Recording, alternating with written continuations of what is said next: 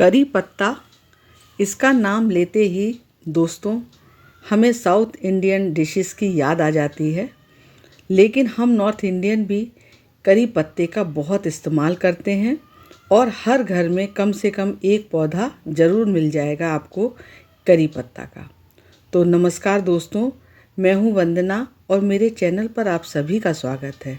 दोस्तों, आप करी पत्ता को यदि अपने बगीचे में लगाए हुए हैं तो आपको उसकी कैसे देखभाल करनी है जिससे कि वो हर मौसम में हरे हरे पत्ते आपको मिल सकें, और यदि आपने नहीं लगाया हुआ है तो किस तरीके से आप अपने टेरेस गार्डन में करी पत्ता उगा सकते हैं, इसके बारे में सारी जानकारी मैं आपको आज दूंगी कि किस तरीके से आप अपने पौधे को हरा भरा रख सकते हैं। आप जानते हैं कि करी पत्ता जो है चटनी में भी हम लोग इस्तेमाल करते हैं, सब्ज़ी में तड़का लगाते हैं, पुलाव, उपमा, पराठे और सांभर में तो इसका बहुत इस्तेमाल होता है। साथ में साथियों, करी पत्ता जो है वो हमारे हेल्थ के लिए भी बहुत अच्छा है। पाचन सुधार में ये बहुत हेल्पफुल है, डायबिटीज़ कंट्रोल होती है। बहुत अच्छा पत्ता है, लगाइए आप। यदि आपने लगाया हुआ है और आपका करी पत्ता जो है वो अच्छा नहीं दिख रहा है, हरा नहीं है, तो उसके लिए जो सबसे ज़रूरी चीज़ है साथियों, वो ये आप देख रहे हैं। ये क्या है? ये है एप्सम सॉल्ट।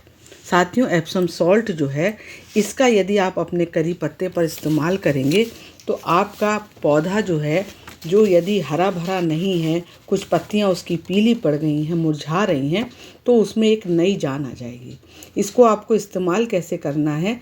1 लीटर पानी में आप 1 चम्मच एप्सम सॉल्ट ले लीजिए और उसका इस्तेमाल करिए महीने में 1 बार। उसका छिड़काव कर दीजिए पत्ती पर, उससे आपका पौधा हरा भरा हो जाएगा।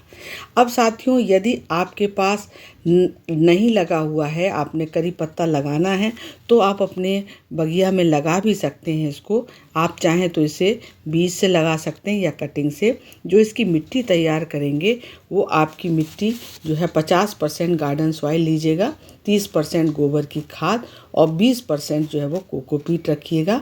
साथ में 1 मुट्ठी जो है वो नीम खली भी इसमें ज़रूर मिला लीजिएगा। और यदि हम लोग गमले की बात करें तो चूँकि एक परमानेंट पौधा है ये हमारा करी पत्ता, तो इसके लिए हमको अच्छा गमला लेना होगा जिसकी अच्छी ऊंचाई और अच्छी गहराई हो, जिससे कि आपका ये पौधा सालों साल चलने वाला है। तो इसमें आप जो है कम से कम 12 से लेकर के 15 इंच तक का गहरा गमला ले लीजिए, जिससे कि आपकी इसकी जो जड़ें हैं वो अपने विकसित हो जाएं और इसकी चौड़ाई कम से कम 10 से 12 इंच की रहे। साथ में उसमें ड्रेनेज होल भी होना चाहिए जिससे जल निकासी अच्छी रहे। चाहे तो आप इसे बीज से लगा सकते हैं, तो बीज से यदि आप लगाएंगे तो 15 से 30 दिन लग जाते हैं इसको ग्रो होने में, और ग्रो होने के बाद कम से कम 6 महीने में पौधा तैयार हो जाता है पूरी तरीके से आपको लेने के लिए।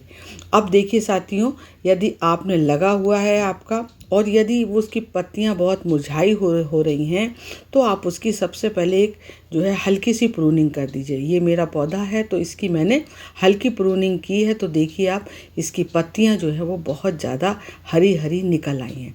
जब आपका पौधा पहले से यदि प्रूनिंग नहीं कर रखी है आपने, तो उसकी हल्की सी आप प्रूनिंग कर दीजिए, टिप को उसकी कटर से काट दीजिए। जब आप काट देंगे तो नई नई जितनी जगह पर आप उसकी प्रूनिंग करेंगे, नई नई शाखाएं निकल जाएंगी, और जितनी ज़्यादा शाखाएं निकलेंगी उसमें उतनी ज़्यादा ही पत्तियां आएंगी। तो ये प्रूनिंग देखिए मैंने इसकी कर रखी है, तो ये अब नई नई शाखाएं इसमें आने लग गई हैं और पत्तियां भी नई नई हैं।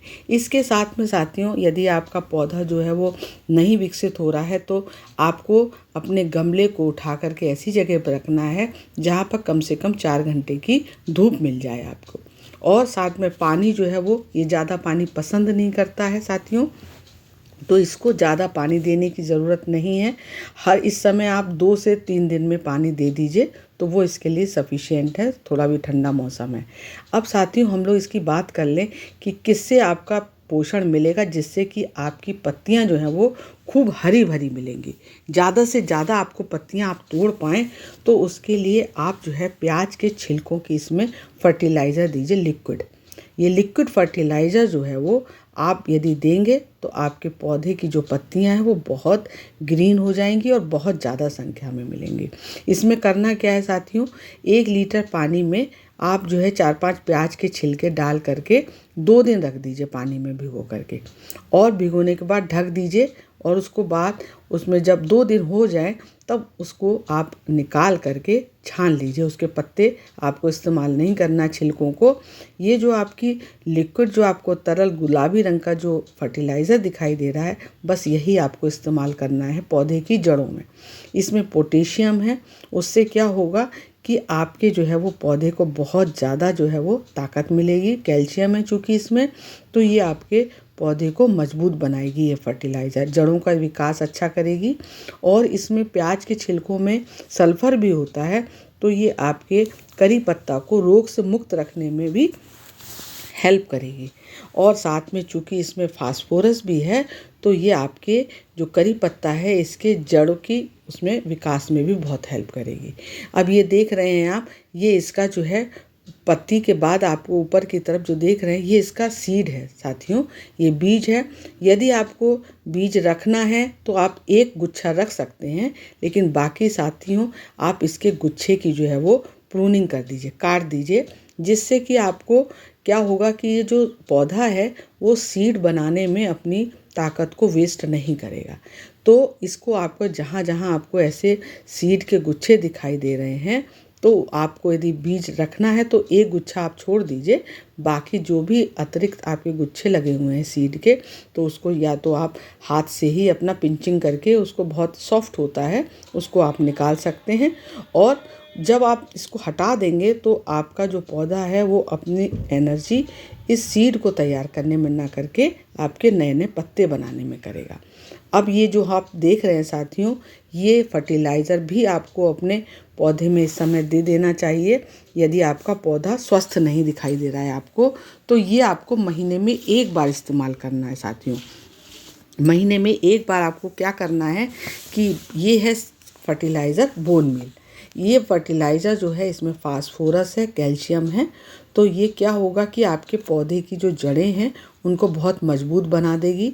इसको आपको क्वांटिटी में 1 चम्मच लेना है एक पौधे के लिए, और जड़ से थोड़ा दूर आपको अपने गमले में मिट्टी हटा करके इसको दे देना है। और इसको देने के बाद मिट्टी से ढक देना है, थोड़ा सा मिट्टी पतली लेयर, फिर उसमें पानी आपको दे देना है।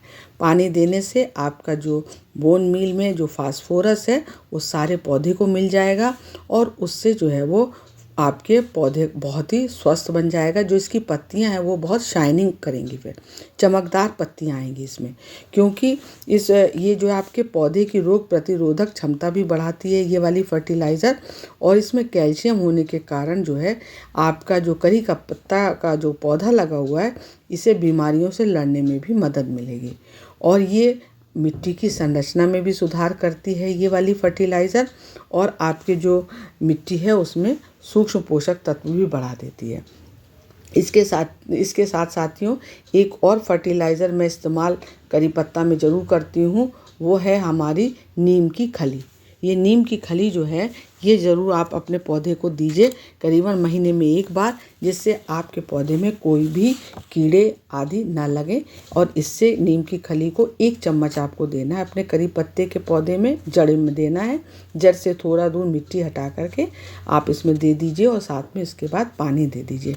उससे क्या होगा कि आपके इसमें जो प्राकृतिक, चूँकि इसमें पोषक तत्व हैं और एंटीबैक्टीरियल गुण हैं इसमें नीम की खली में, तो ये आपके पौधे को पोषण देने के साथ साथ मिट्टी की गुणवत्ता का सुधार करेगी और कीटों से सुरक्षा करेगी। खासकर ये आपके कोई भी इसमें कीड़े नहीं लगेंगे आपके पौधे में। और ये प्राकृतिक कीटनाशक की तरह काम करती है ये फर्टिलाइज़र, तो ये कीड़ों से बचाए रखेगी। और नीम खली मिट्टी में जैविक पदार्थों को भी बढ़ा देती है।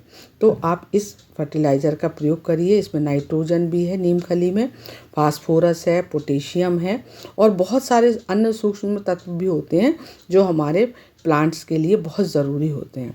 और इसको जब आप इस्तेमाल करेंगे तो आपका पौधा पूरी तरीके से स्वस्थ हो जाएगा। साथियों, तो ये आपके ज़्यादा जो चीज़ें आपको बताई हैं, इसमें से जो चीज़ें आपके पास उपलब्ध हैं उनका इस्तेमाल करिए आप। और जो नीम की खली है वो अपने पौधे को देते रहिए। और यदि आपने नया पौधा लगाया हुआ है तो 6 इंच का हो जाने पर उसकी प्रूनिंग भी अवश्य करते रहिए। तो साथियों, यदि आपको जानकारी अच्छी लगी हो तो वीडियो को लाइक कीजिएगा, और यदि आप चैनल पर नए हैं तो ज़रूर सब्सक्राइब कीजिएगा। नमस्कार।